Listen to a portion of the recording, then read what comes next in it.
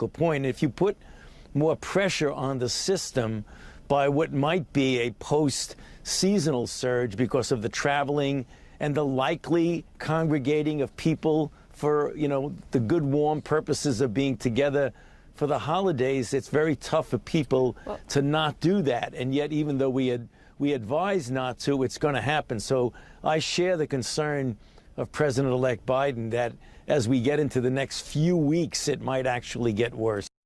Mais les 60% qui refusent le vaccin, ça n'est pas des complotistes, ça n'est pas des gens qui sont anti-vaccins par essence. Vous voyez, ils répondent à une situation avec les éléments d'information qui n'ont pas forcément... Il appartient au gouvernement de les rassurer à travers tout ce qui peut être mis en place. Et un des éléments pour les rassurer quand même, c'est que le Premier ministre et un certain nombre de membres éminents du gouvernement se fassent vacciner en premier. Il faut arrêter avec la fable disant oui, des privilégiés. Des privilégiés de quoi? À partir du moment où vous avez 60% de Français qui vous disent on ne veut pas se faire vacciner, eh bien vous avez la valeur d'exemplarité. Vous vous faites vacciner en disant écoutez, nous, on a confiance dans ce vaccin-là et on se fait vacciner. Si vous ne le faites pas, ça veut dire que vous laissez à croire que ce vaccin-là, eh bien on va le laisser tester par des cobayes. Ça, c'est absolument pas acceptable. Okay, and you've not had a temperature in the last 24 hours? Not had a new cough? Not had a loss of sense of smell or taste? Okay? Okay, ready? 13 Perfect, well done. We'll come with some leaflets for you and the information, okay? Yeah, hold that for me.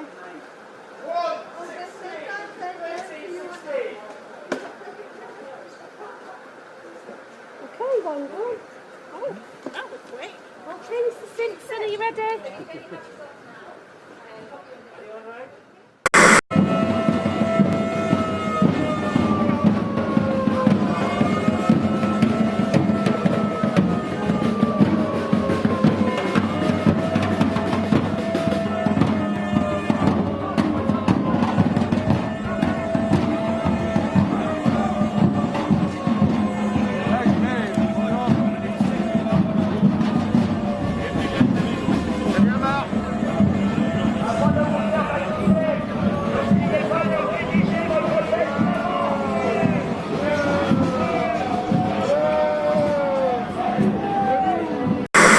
C'est aussi la solution, c'est grâce au vaccin qu'on va réussir à retrouver une vie normale, Virginie. Oui, bien sûr. Et alors, le chiffre que nous annoncions, qui était 60% de Français qui sont réticents à la vaccination, est beaucoup moins élevé dans cette population-là très vulnérable, où les gens sont assez désireux de se faire vacciner parce qu'ils comprennent les risques qu'ils courent. Alors, attends, on va regarder juste ce qui se passe. Voilà.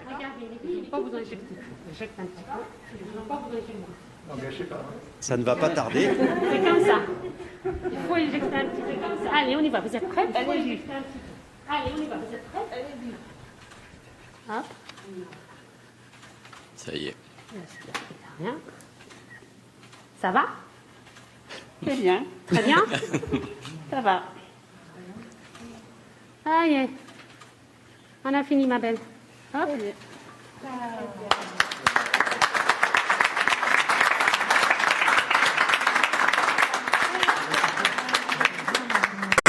Il y a déjà eu un problème avec la Commission européenne et notamment le scandale de la vente du médicament sans efficacité, le Remdesivir, vendu à prix d'or par le laboratoire américain Gilead, que pourtant l'Organisation mondiale de la santé avait déclaré comme un médicament inutile.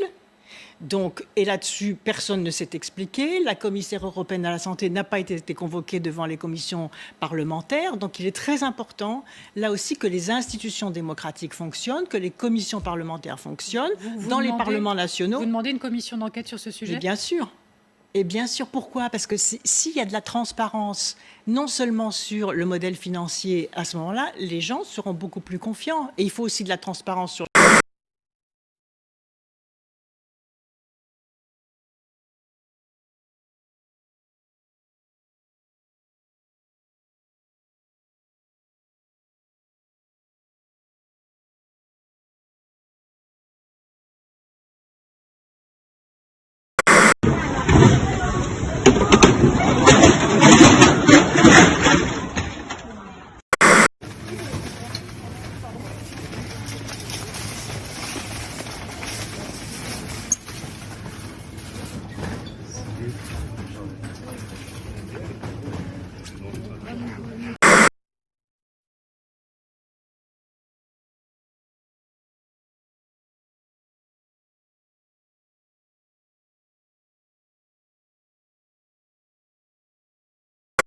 on ne sait toujours pas quelle est l'origine du virus. Comment ce virus a émergé? On n'a toujours pas la réponse. Au départ, on nous a raconté que c'était une chauve-souris qui était passée par un animal intermédiaire, en l'occurrence le pangolin.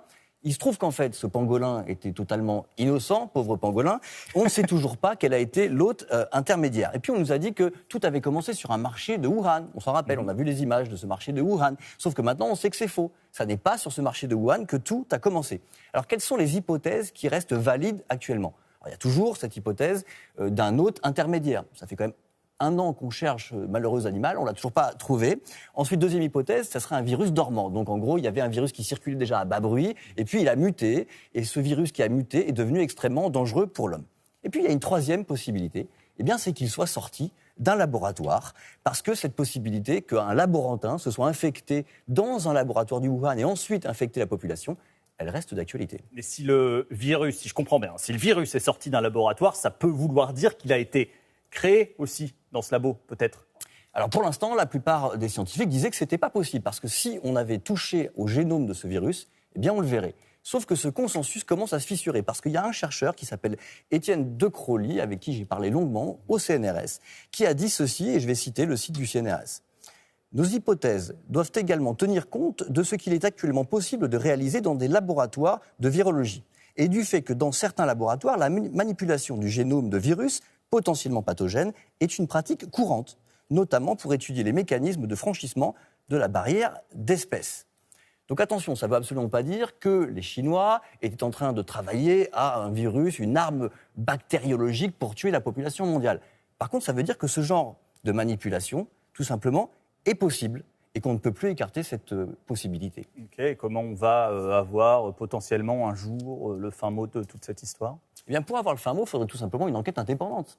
Et cette enquête indépendante devrait être menée par l'OMS, l'Organisation mondiale de la santé. Sauf que pour l'instant, l'OMS n'a pas pu mettre les pieds en Chine pour enquêter. Pour l'instant, ça lui est interdit par les autorités chinoises. Alors oui, la semaine dernière, le patron de l'OMS a finalement obtenu de la Chine l'accord sur enfin mener une enquête pour trouver l'origine de ce virus. Sauf que comment va se passer cette enquête? Eh bien, encore une fois, ça va être uniquement des enquêteurs chinois qui vont faire les prélèvements dans les caves sur les chauves-souris. Et ça sera ensuite des chercheurs étrangers qui vont pouvoir vérifier les calculs. Alors comprenez-moi bien, cette thèse d'une fuite de laboratoire, ça n'est qu'une des thèses, et ça n'est même pas la thèse jugée la plus probable par les scientifiques. Mais c'est quand même intéressant de se poser cette question. Parce que si on ne connaît pas l'origine du virus, comment il a émergé, eh bien on risque de se retrouver dans les mêmes problème plus tard. On n'arrivera pas à empêcher la prochaine pandémie. Alors que ce soit quelqu'un qui se soit infecté en touchant des excréments de chauve-souris ou que ce soit une fuite de laboratoire, il est extrêmement important qu'on fasse la lumière sur l'origine du virus. Très probablement, certaines souches tirent un bénéfice, et donc notamment en termes de propagation, et donc effectivement se propagent davantage et remplace les choses précédentes. Il faut savoir que le deuxième pic épidémique que nous avons connu en Europe a été lié à une souche différente, mutée par rapport au premier pic épidémique qui était lié au virus venant directement de Chine. Donc il n'est pas étonnant qu'il y ait un nouveau virus qui apparaît.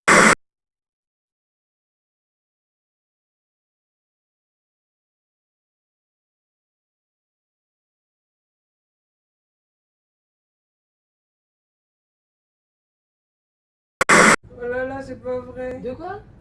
Bah arrête de te cacher. Il a peur qu'on le reconnaisse. Elle a été recherchée par la police? Ah, t'es encore en situation. Il devrait pas être là, toi aussi, hein? Pourquoi tu te caches? Ouais. Bon, t'as tes papiers encore. Il a une photocopie. Ah ben on sait pas, hein? Ouais, ouais.